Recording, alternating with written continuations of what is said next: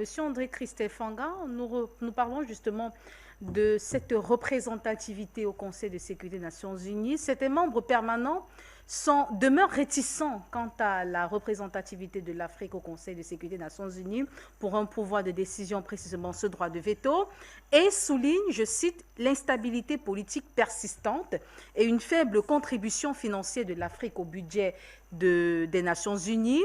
Ces arguments sont évoqués pour justifier cette restriction, on va le dire ainsi, du continent africain en tant que membre permanent du Conseil de sécurité.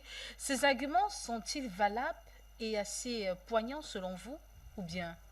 Alors, Madame Céleste Capel, merci pour la question. Je voudrais saluer les deux brillantes interventions de Madame Amina Fofana et de mon ami Charles Kenyé, qui sont allés largement sur la question et qui ont fait des rappels historiques par rapport à la création même après la Société des Nations de l'ONU, et qu'aujourd'hui nous assistons au Conseil, le Conseil de sécurité et tous ces différents éléments. Ce qui me plaît dans votre question, c'est que vous parlez de l'Afrique a droit à une place. C'est comme si vous parlez de l'Afrique un pays. Et ça, je suis très d'accord avec ça. L'Afrique un pays. Vous voyez d'où se trouve la nuance. La nuance se trouve qu'on ne parle pas d'un État africain qui doit avoir une place dans le Conseil de sécurité, mais on parle de l'Afrique. Et ça, si nous sommes assez intelligents, ça veut dire que c'est nous qui devons saisir la balle au bon. C'est-à-dire de créer d'abord la Fédération des États de l'Afrique. Première des choses, pour gagner le combat que nous menons aujourd'hui, je pense qu'aller à une fédération des États de l'Afrique nous donnerait plus de pouvoir et plus d'autorité, et l'ONU ne valerait même pas grand-chose face à ces États-là. Parce que la vérité qu'on ne vous dit pas, cher Africain, c'est qu'on nous fait croire que nous sommes payés. Vous avez cité même dans les éléments là, que nous n'apportons pas une très grande contribution financière. Tels sont les termes de certains membres permanents du Conseil de sécurité. Très d'accord. Ok. Donc si l'argent c'est le papier, alors là nous considérons que nous n'avons pas. Mais si l'argent c'est autre chose, c'est-à-dire l'Afrique qui est, d'abord, première des choses qu'il faut dire, 30 millions de kilomètres carrés en termes de territoire. 30 millions de kilomètres carrés engloutissent l'Europe, c'est-à-dire toute l'Europe entière, l'Asie et les États-Unis. Et vous dites que non, on n'apporte rien. Rien, on est pauvre. C'est-à-dire seulement le kilomètre carré de terre africaine, n'est-ce pas, englobe déjà une partie de tout le globe terrestre. Alors, vous nous parlez de quelle pauvreté? Deuxième cas, l'Afrique, c'est 70% des réserves, de toutes les réserves. Mais écoutez, et vous nous traitez de pauvres, qu'on n'a pas apporté grand-chose. On nous parle d'instabilité. Mais qui crée l'instabilité dans notre continent? MINUSCO. Ça fait 30 ans qu'ils sont en RDC. 30 ans. Ils ont apporté la paix. Pour dire qu'on parlait d'instabilité de continent africain ou bien des pays africains. Ça fait 30 ans que la MINUSCO est au Congo, en RDC. Ils ont apporté quelle paix? Donc, soyons un peu plus sérieux. Parce que les gens nous prennent pour des cons. Et c'est justement sur ces positions-là qu'on a toujours amené l'Afrique.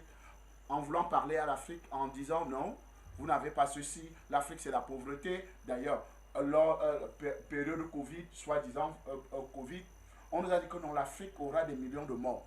C'est-à-dire, les gens vont tomber en cascade dans notre continent. Mais on a vu, l'Afrique a été sauvée. Donc, quand nous parlons de tous ces différents effets, nous savons que le Japon, les États puissants, ces États qui ont gagné la Deuxième Guerre mondiale et tout, se sont organisés de faire la part de lion. C'est-à-dire de s'organiser pour que c'est eux qui dictent la marche du monde. Pourquoi? Face à l'ignorance des peuples africains, face à la faiblesse de l'unité des peuples africains, face à la faiblesse de ce que les États africains ne peuvent pas parler d'une même voix. Ce n'est que normal qu'aujourd'hui, on commence à supplier, ou bien on commence, la preuve en est. L'Afrique du Sud, à un moment donné, pour lâcher le président Laurent Koudou-Gbagbo, pour lâcher certains révolutionnaires africains, on leur avait proposé une place au Conseil de sécurité. On a dit non, on va faire tout pour que vous soyez membre du Conseil de sécurité. À l'époque, je crois que c'était quel président, je crois que c'était Zuma. Oui, Zuma, à cette période-là. Finalement, il a tout lâché. On a tout arrêté. Donc, nous pensons aujourd'hui que nous, Conseil de sécurité ou pas Conseil de sécurité, ça ne nous concerne pas. Cette nouvelle Afrique que nous sommes en train de bâtir n'aura pas besoin d'aller au Conseil de sécurité, n'aura pas besoin d'être membre de l'ONU. Parce que nous allons unir d'abord l'Afrique, d'abord, et si nous réussissons à unir l'Afrique, alors nous aurons une vraie Afrique et qui pourra tutoyer tout le monde entier. Parce que le reste du monde se mettra à genoux d'elle-même. Le plus grand défi des Africains aujourd'hui, c'est de se mettre ensemble. C'est tout. C'est de briser ces barrières fabriquées de toutes pièces. D'ailleurs, une fois ici dans votre émission, nous avons débattu sur le cas du Mali, n'est-ce pas? Quand on parle du Mali, le Mali, c'est presque le père fondateur de tous ces autres États que nous avons aujourd'hui dans l'Afrique de l'Ouest. Alors, pourquoi on a divisé le grand empire du Mali? Parce que c'était un empire puissant. Et ce n'est pas aujourd'hui. C'est un rôle extrêmement important que le Mali joue aujourd'hui dans cette révolution africaine. C'est parce que dans ses chaînes, dans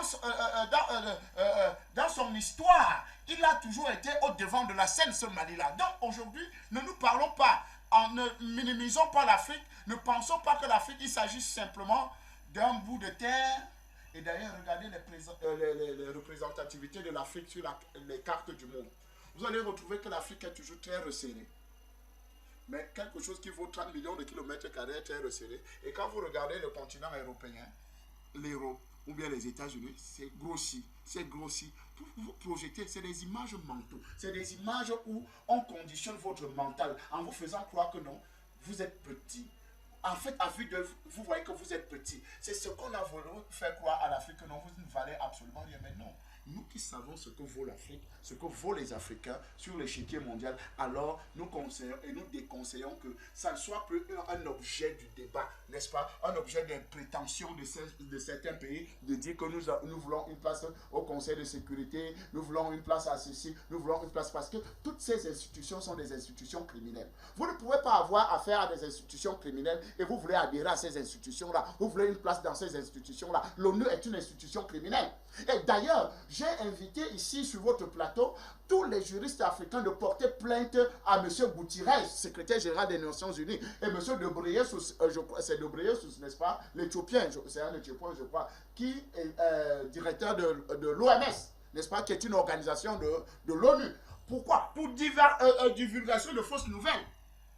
Propagation de fausses nouvelles. Parce qu'en disant que l'Afrique devait mourir de Covid, c'est une propagation et on n'est pas mort. Donc c'est quelque chose, vous avez fait, mais c'est même menace de mort. Vous avez menacé Gutiérrez et Debreyus ont menacé l'Afrique. Donc normalement les juristes devaient porter plainte à l'ONU et tous leurs représentants. On ne peut pas compter des massacres que l'ONU remet au niveau de l'Afrique avec ses missions de paix. D'ailleurs, je crois que c'est Amina Fofana qui a dit que casque bleu, non, casque rouge. C'est le casque rouge parce qu'il représente le sang. Partout la MINUSCA se trouve, ou bien ces organisations internationales, c'est le sang qui coule. Citez-moi un seul instant. Je voudrais saluer le président de la Côte d'Ivoire, soi-disant, M. Alassane Dramane Ouattara, spécialiste venu du FMI, qui nous a dit que non, il a conseillé 125 pays dans le monde en matière d'économie et tout le reste là. Ok, citez-moi un seul pays que le FMI a développé, ou la Banque mondiale. Aucun. Donc, toutes ces institutions sont des institutions bidons qui ne servent que pour appauvrir l'Afrique, pour mettre l'Afrique sur des chaînes. Et si nous ne comprenons pas un seul instant que pour que nous puissions nous libérer, c'est de créer d'abord une unité politique africaine, de créer des mouvements qui vont permettre que les Africains puissent se mouvoir. D'ailleurs, la libre circulation, elle est où?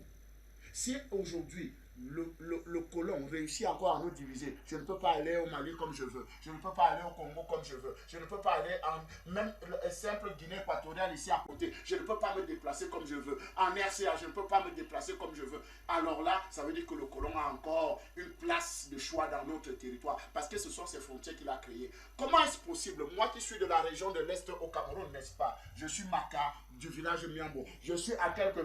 Les populations de chez nous se retrouvent en RCA. Mais nos familles sont divisées. On ne peut plus s'entendre. On ne peut plus marcher ensemble. Comment est-ce possible qu'au sud du Cameroun, n'est-ce pas, il y a les Boulous. En Guinée équatoriale, il y a ce qu'on appelle les Toumou, les femmes. Et tout le reste, et au Gabon, même chose. Les mêmes peuples, mais qui se retrouvent dans 3 pays différents. Et on continue à dire que non, il faut qu'on aille au Conseil de sécurité. On a fait. Alors que même dans nos propres familles, on nous a divisés. On ne peut pas s'unir dans nos propres familles pour continuer à mener le combat, mais on va rendre dispersés. Ça, j'ai pris des micros-États. Hein.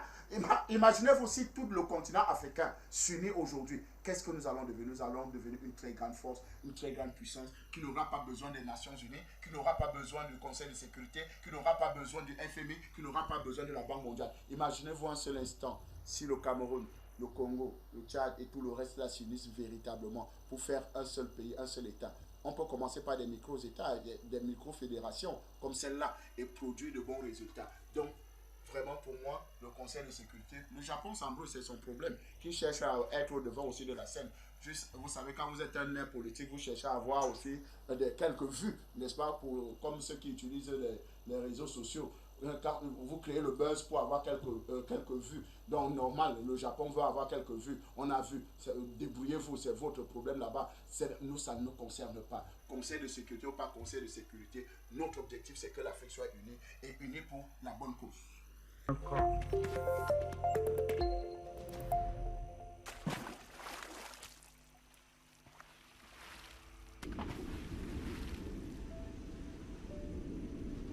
Afrique Média. Le monde, c'est nous.